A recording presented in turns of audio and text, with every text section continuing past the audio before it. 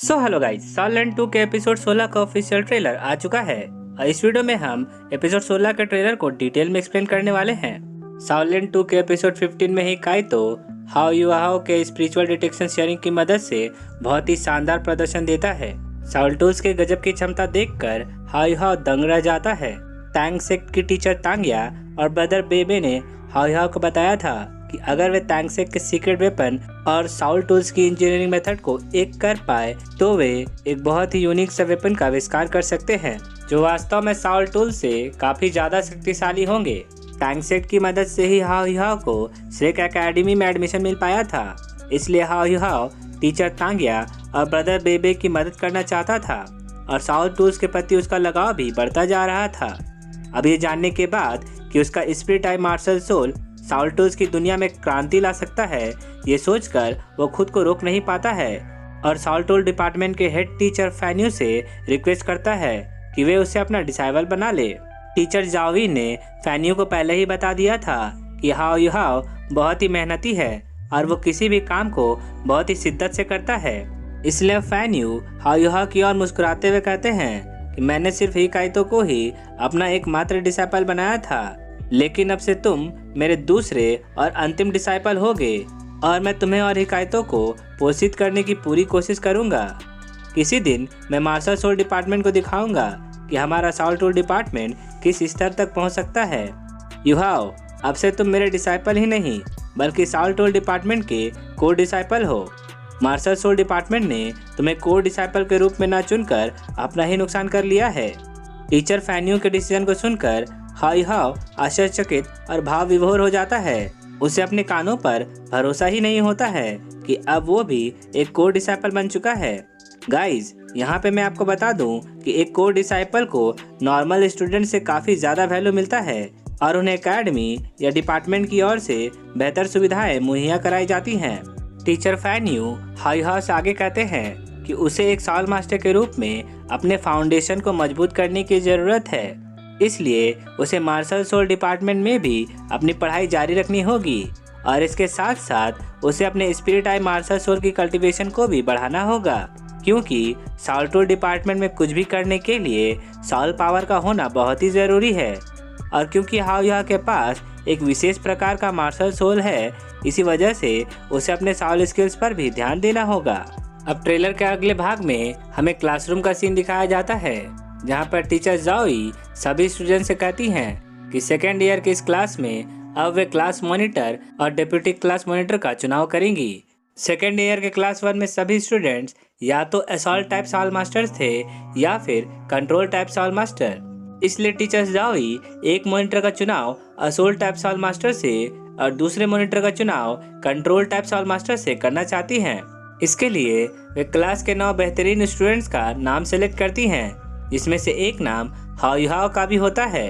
अब क्योंकि हाओ युआओ का साल पावर लेवल सिर्फ 17 था, जो कि पूरे क्लास में सबसे कम था, इसी वजह से बहुत से स्टूडेंट्स टीचर जावी के निर्णय से खुश नहीं थे।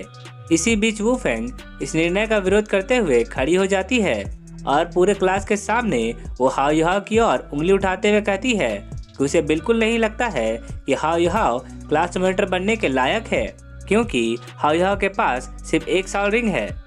टीचर जावी वू फेंग को समझाने की कोशिश करती है, लेकिन वू फेंग उनसे आर्गुमेंट करने लगती है। ये देखकर टीचर जावी उसे वार्निंग देते हुए कहती हैं कि वू फेंग को अपनी हद पार नहीं करनी चाहिए, वरना वे उसे क्लास से बाहर निकाल देंगी। ये देखते हुए वू फेंग टीचर जावी से कहती है कि अगर हाओ युआओ उसे 1v1 की लड़ाई में हरा देगा तो वो हाओ युआओ के क्लास मॉनिटर बनाने के निर्णय का समर्थन करेगी। अब टीचर जावी के पूछने पर हाओ युआओ वू फेंग के चैलेंज को एक्सेप्ट कर लेता है। ये देखकर सभी स्टूडेंट्स हाओ युआओ की ओर आश्चर्यचकित होकर देखने लगते हैं, क्योंकि वू फेंग लेवल 25 की एक असॉल्ट टाइप साउल मास्टर है और उसकी मार्शल सोल एक फायर टाइप रेड ड्रैगन है। अगले सीन में सभी स्टूडेंट्स साउल ड्यूलिंग एरिना में पहुंच जाते हैं और वहां पे वू फेंग और हाओ युआओ के बीच बहुत ही खतरनाक वाली क्लोज कॉम्बैट फाइट शुरू हो जाती है। हाओ युआओ वू फेंग के एक्सप्लोसिव अटैक्स को ब्लॉक करने की पूरी कोशिश करता है। फाइट के शुरुआत में हाओ युआओ वू फेंग को बहुत ही कड़ी टक्कर देता है। जब हाओ युआओ वू फेंग पे भारी पड़ने लगता है तो वू फेंग आग बबूला हो जाती है और वो हाव हाव पे अपनी पूरी क्षमता लगाकर अटैक करने लगती है। हाव हाव कुछ हद तक उसके अटैक्स को रोक लेता है, परंतु वू फेंग के सेकंड साउल स्किल के लॉन्च होते ही उसकी अटैकिंग पावर बढ़ जाती है और इस वजह से हाव हाव बहुत ही बुरी तरह से घायल हो जाता है और बेसुध होकर गिर पड़ता है। वैसे तो हाव हाव पूरी क्लास को ये दिखाना चाहता था कि कम साल पार होने के बावजूद भी वो किसी से कम नहीं है, लेकिन वू फेंग जब उसकी बेइज्जती करती है तो हाव हाव के पुराने जख्म ताज़ा हो जाते हैं और वो अचानक उठकर खड़े होते हुए कहता है कि वो अभी तक हारा नहीं है। इसके बाद उसकी आंखों का रंग बदलकर ग्रे हो जाता है। हाव हाव के बॉडी से बहुत ही खतरनाक ग्रे कलर का ऑरा निकलने लगता है। हाव हाव का स्पिरिचुअल सी भी ब्लू से ग्रे रंग में बदल जाता है। इसके बाद ग्रे कलर की स्पिरिचुअल सी में एक ग्रे कलर का गोला नजर आने लगता है, जो कि स्पिरिचुअल सी में हाव हाव को सभ्य आवाज में कहता है कि तुम्हारी आंखों में नफरत के बादल छा गए हैं, इसलिए तुम्हें अपनी स्पिरिचुअल पावर का इस्तेमाल कुछ इस तरह से करना चाहिए।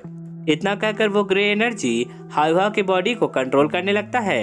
ये देखकर स्काई ड्रीम आइस वर्म गुस्सा हो जाता है और फिर उस ग्रे एनर्जी के गोले पर अटैक करते हुए कहता है कि तुम कौन हो और तुम मेरे इलाके को हथियाने की कोशिश क्यों कर रहे हो। स्काई ड्रीम अपनी पूरी क्षमता लगाकर ग्रे एनर्जी को रोकने की कोशिश करता है, लेकिन वो लड़ते लड़ते खुद ही कमजोर होकर गिर पड़ता है। ये देखकर हाव हाव उसे रोकते हुए कहता है, ब्रदर स्काई ड्रीम कृपया शांत हो जाओ। अब ग्रे एनर्जी हाव हाव की मदद करने के लिए उसकी बॉडी को कंट्रोल करता है और फिर एक ग्रे कलर का स्पिरिचुअल शॉक एक इनविजिबल सुई की भांति सीधा वू फेंग के सर पे लगता है। वैसे तो वू फेंग ने हाव हाव के स्पिरिचुअल शॉक से बचने के लिए अपने दिमाग के चारों ओर साउल पावर का घेरा बना लिया था, लेकिन वू फेंग इस डिवाइन स्पिरिचुअल शॉक से बच नहीं पाती है और इस मेंटल शॉक के कारण उसके दिमाग में बहुत ही तेज दर्द होने लगता है और वो कराहते हुए जमीन पर गिर जाती है और बेहोश हो जाती है। जब हाव हाव वीकनेस के कारण लड़खड़ाकर गिरने लगता है तो उसके फ्रेंड्स उसे तुरंत संभाल लेते हैं। बाकी स्टूडेंट्स सीधा बेहोश पड़ी वू फेंग की ओर भागने लगते हैं और यहीं पे ये ट्रेलर खत्म हो जाता है।